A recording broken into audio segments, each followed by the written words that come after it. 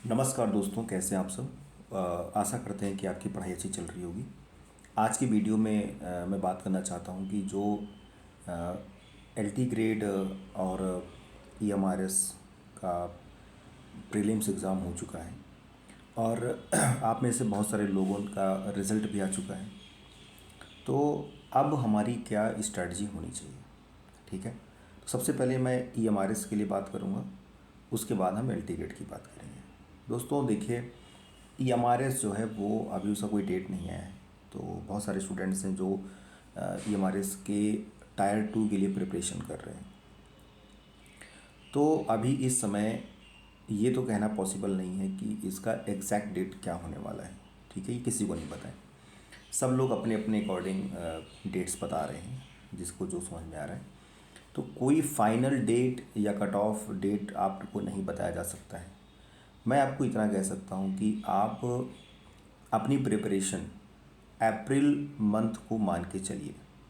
देखिए, अप्रैल अगर मैं कह रहा हूँ तो उसके पीछे का कुछ रीज़न है जिसके बेसिस पे मैं अप्रैल मंथ आपको सजेस्ट कर रहा हूँ। क्या रीज़न है? नंबर 1 रीज़न ये है कि दोस्तों, अभी एक नोटिफिकेशन जो आई थी आपकी ईएमआरएस की तरफ से, उसमें ये बताया गया है कि 7 मार्च तक एक विंडो ओपन की जा रही है।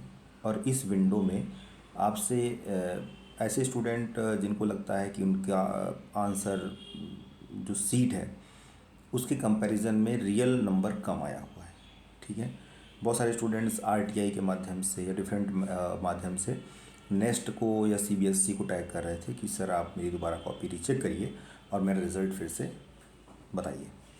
तो देखिए दोस्तों, जब ऐसी सिचुएशन में क्या होता है कि नेस्ट को लगा या जो ईएमआरएस बॉडी को लगा कि हमें एक बार रिवाइज आंसर की बजाय ऐसे स्टूडेंट जिनको लगता है कि उनको डाउट है कि उनका रिज़ल्ट सही से चेक नहीं आया है, उसके लिए उन्होंने विंडो ओपन किया है, जिसकी फ़ीस आई थिंक 500 रुपीज़ है। तो अगर आपको भी लगता है कि यार मेरा नंबर ज़्यादा आना चाहिए, कम नंबर है, या आप बॉर्डर पे हैं, मैं कह रहा हूँ अगर आप बॉर्डर पे भी हैं, जैसे बहुत सारे स्टूडेंट का पॉइंट से छटे हैं, बाहर हुए हैं, तो वो भी चाहे तो 500 लगा सकते हैं, जिससे हो सकता है माइट भी एक आध पॉइंट, एक आध नंबर आगे पीछे हो जाए तो हो सकता है। लेकिन ऐसे स्टूडेंट जो बहुत पीछे हैं तो वो 500 अपना बर्बाद ना करें, क्योंकि बहुत कुछ परिवर्तित नहीं होना है। ये तो रही बात कि अभी तक ईएमआरएस की कंडीशन क्या है। अब हम बात करने वाले हैं कि ईएमआरएस जो, अगर हम, क्योंकि 7 मार्च तक अभी ये सब चलेगा, ठीक है। तो 7 तारीख के बाद आपका नेक्स्ट समय आएगा जो 15 तक या 20 तक फाइनल रिज़ल्ट पब्लिश हो सकता है। ऐसा उम्मीद है कि या 10 दिन में रिवाइज कर सकते हैं वो लोग कि हाँ क्या ये सही है गलत है, ठीक है। ये डिपेंड करेगा कि कितने उनको ऐसे स्टूडेंट्स के मेल जाते हैं या ऐसे स्टूडेंट अप्लाई करते हैं जो अपना रीचेक कराना चाहते हैं। इतना सब होते होते आपका मार्च मंथ निकल जाएगा, ठीक है। वैसे तो होना ये चाहिए कि अगर जो नॉर्मल एग्ज़ाम्स होते हैं उसमें कम से कम 3 महीने पहले मेंस का डेट बताया जाता है, ठीक है।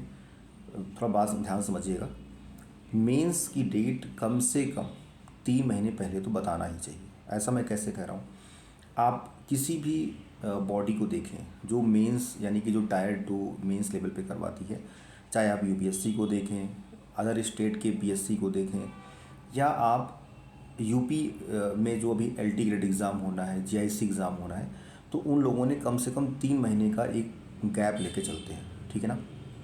जैसे देखिए, दिसंबर में एग्ज़ाम हुए थे एलटी ग्रेड के कुछ सब्जेक्ट के, तो उनका जो रिज़ल्ट है वो अभी आ चुका है। लेकिन उनकी जो मेंस की जो डेट दी हुई है वो मई में दी गई है, ठीक है ना। तो लगभग देखा जाए तो 4 से 5 महीने का गैप है। उसी प्रकार से अगर आप देखें कि कुछ पेपर ऐसे हुए हैं एलटी ग्रेड में जिनकी डेट जो है, जिनका प्रीलिम्स यानी कि टायर 1 हुआ था आपका जनवरी में 15 तारीख के आसपास, 15 से 20 के बीच में, और उनकी जो डेट दी हुई है वो 13 जून को दी हुई है, ठीक है ना। तो करीब करीब यूपी में जो एग्ज़ाम हो रहे हैं, टीचिंग के एग्ज़ाम हो रहे हैं टायर 1 टायर 2, उसमें 4 से 5 महीने का गैप है। तो मुझे नहीं लगता कि इतनी जल्दी एग्ज़ाम होना चाहिए, ठीक है। आपको कितना भी होगा तो नेक्स्ट को एक, या सीबीएसई जो बॉडी है उसको 1-2 महीने तो पहले बताना ही चाहिए कि कब आपका एग्ज़ाम होगा। लेकिन फिर भी इस सब स्पेकुलेशन के बजाय आप अपनी तैयारी अप्रैल में मान के चलिए कि मैं 15 अप्रैल तक आपका एग्ज़ाम हो सकता है, लेकिन नियम के अनुसार ऐसा नहीं होना चाहिए। अगर आप नियम के अनुसार देखें तो ऐसा नहीं होना चाहिए। ऐसा क्यों नहीं होना चाहिए दोस्तों? क्योंकि अगर आप मान लीजिए, आप ऐसे समझिए कि एक एस्पिरेंट है जो टायर 1 क्लियर कर रखा है, तो वो उसे ये पता होना चाहिए कि उसका टायर 2 एग्ज़ाम कब है। ऐसा नहीं हो सकता कि कल को डेट आए कि आपका 1 महीने बाद एग्ज़ाम है। ऐसा नहीं होना चाहिए, रूल ऐसा नहीं कहता, ऐसा नहीं होना चाहिए। लेकिन क्या कर सकते हैं, जो भी होगा आपको उसको मानना पड़ेगा।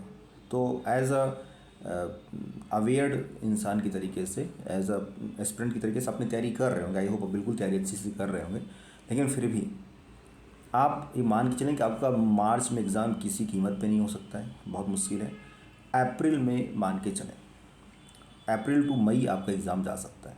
लेकिन 15 अप्रैल अगर आप मान के चलेंगे तो आज से भी आपके पास लगभग 50 दिन का समय है। तो 50 डेज़ में मेंस की आंसर राइटिंग करनी है, ठीक है ना। अच्छा, एक दो बात मैं और करना चाहता हूँ कि मेंस में आपका सोर्स क्या होना चाहिए।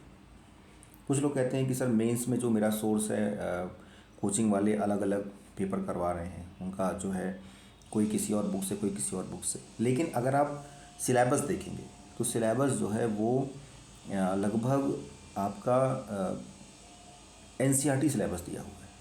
तो आप दो काम कर सकते हैं, एनसीईआरटी पढ़िए अच्छे से, खुद से पढ़िए, या फिर यूट्यूब पे बहुत सारे अच्छे अच्छे टीचर्स ने पढ़ा रखी है तो वहाँ से आप वीडियो को देखिए अपना एनसीईआरटी।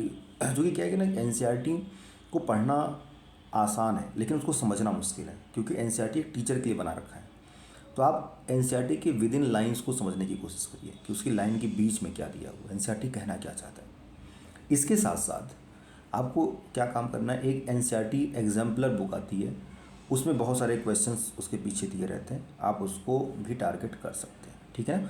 वहाँ से भी आपको वहाँ सारे बहुत सारे एमसीक्यूज़ मिलेंगे, बहुत सारे ट्रू एंड फॉल्स क्वेश्चंस मिलेंगे, और आपको वहाँ पर क्वेश्चन को प्रैक्टिस करने के लिए अलग अलग short answer, very short answer, long answer भी मिलेंगे, ठीक है। तो दोस्तों, आज के इस वीडियो में हम इतनी बात मैंने आपको बताई है कि अभी आपको बहुत पैनिक नहीं करना है। 15 अप्रैल को टारगेट बना के चलिए। आज से आपके पास 50 दिन का समय है। डेली आंसर राइटिंग करिए, कम से कम 1 से 2 क्वेश्चन डेली लिखिए, और धीरे धीरे इनकी संख्या को बढ़ाते रहिए। या तो किसी स्टैंडर्ड टीचर से इस कॉपी को चेक भी कराते रहें कि कहाँ पे गलतियाँ हैं, कैसे इसको इम्प्रूव करना है, या फिर अपने ग्रुप में कुछ फ्रेंड्स के साथ में आप इसको कर सकते हैं, ठीक है। अगले वीडियो में हम कुछ और डिस्कस करेंगे। तब तक के लिए धन्यवाद।